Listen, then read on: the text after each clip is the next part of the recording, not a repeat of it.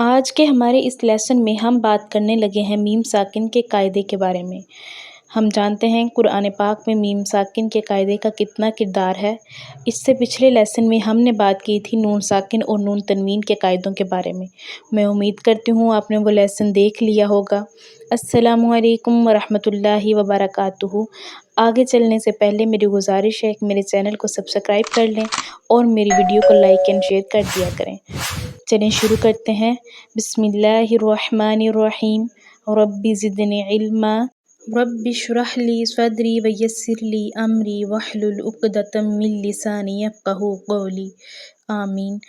Students, جو سب سے پہلے بات آتی ہے جب ہم میم ساکن کے بارے میں پڑھنے لگتے ہیں تو وہ یہ ہے کہ میم ساکن کے قاعدے کتنے ہیں۔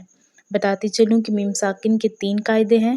پہلا قاعدہ ادغام شفوی، دوسرا قاعدہ اخفاء شفوی، جبکہ تیسرا قاعدہ جو ہے وہ اظہار شفوی ہے۔ ٹھیک ہو گیا؟ یہاں تک آپ کا پوائنٹ کلیئر ہو گیا کہ پہلا جو کویسچن تھا وہ میم ساکن کے قاعدے کی تعداد کے متعلق تھا۔ جب ہم دیکھتے ہیں تو ہمیں پتہ لگتا ہے اس کے 3 قاعدے ہیں۔ لیکن آج کے ہمارے اس لیسن میں ہم صرف ادغام شفوی کے بارے میں بات کریں گے۔ ادغام شفوی کیا ہے، اس کا معنی کیا ہے اور اس کی ادائیگی کس طرح سے کی جاتی ہے۔ دوسرا کویسچن جو کہ یہ ہے کہ ادغام کا مطلب کیا ہے۔ ہم ادغام شفوی کے بارے میں پڑھنے تو لگے ہیں، لیکن اس سے پہلے ضروری ہے کہ ادغام کا مطلب بھی پتہ ہونا چاہیے۔ تو اس کے لغوی معنی ہے ملانا، جبکہ شفوی کا معنی ہے ہونٹوں سے ادا ہونے والا۔ جو اگلی بات آتی ہے وہ یہ ہے کہ ادغام شفوی ہوتا کب ہے۔ ادغام شفوی تب ہوتا ہے جب میم ساکن کے بعد میم آ جاتی ہے تو پھر پہلی میم کو دوسری میم میں ملا کر پڑھا جاتا ہے اور آواز جو ہے وہ ناک کے بانسے سے ادا ہوتی ہے، یعنی کہ ہم اس میں گنہ کر کے پڑھتے ہیں۔ ادغام شفوی کی ادائیگی کو سمجھنے کے لیے ہم پہلے سمجھ لیتے ہیں کہ میم کی ادائیگی کیسے ہوتی ہے۔ تو میم کی ادائیگی اوپر اور نیچے کے ہونٹ آپس میں جڑ جانے سے حرف میم ادا ہوتا ہے، جیسے کہ میم میم۔ آپ دیکھیں کہ آپ کے دونوں ہونٹ جڑ رہے ہوں گے۔ اب باری آتی ہے ادغام شفوی کی ادائیگی کی۔ آپ کے سامنے جیسے لکھا جاتا ہے لکم ما، یعنی کہ میم ساکن کے بعد حرف میم آتا ہے تو پھر ہم نے کیا کرنا ہے، ادغام کرنا ہے۔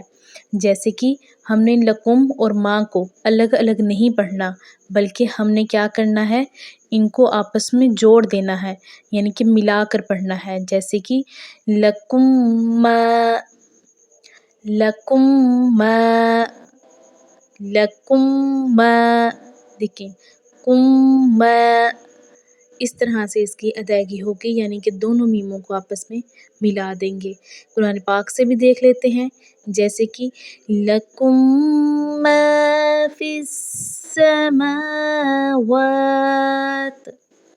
اب دیکھیں یہاں پر لَکُم اور ما کو الگ نہیں پڑھا گیا، بلکہ میم پلس میم کو ملا کر ہم نے کیا کیا، لَکُم مَا، ٹھیک ہے، ہم نے اس میں مدغم کر دیا، یعنی کہ گنہ کر کر ہم نے اس کو پڑھا ہے۔ پہلی میم کو دوسری میم میں ملا دینے سے ادغام شفوی ہوتا ہے۔ اس کو ایک اور مثال سے بھی ہم سمجھ لیتے ہیں، جیسے کہ فی قلوبہم مرض۔ تو اب کیا ہے، فی قلوبہم مرض، ہم مرض۔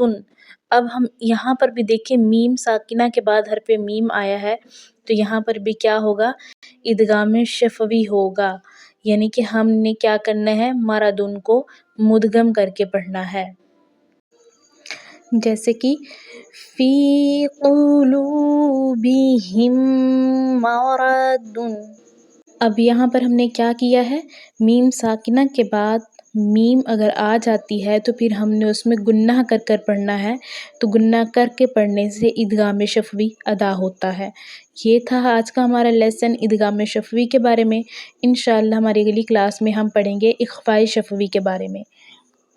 اگلے لیسن کو دیکھنے کے لیے اور سننے کے لیے میرے چینل کو سبسکرائب کر لیں اور میری ویڈیو کو لائک اینڈ شیئر کر دیا کریں۔ تھینک یو سو مچ۔ اللہ حافظ۔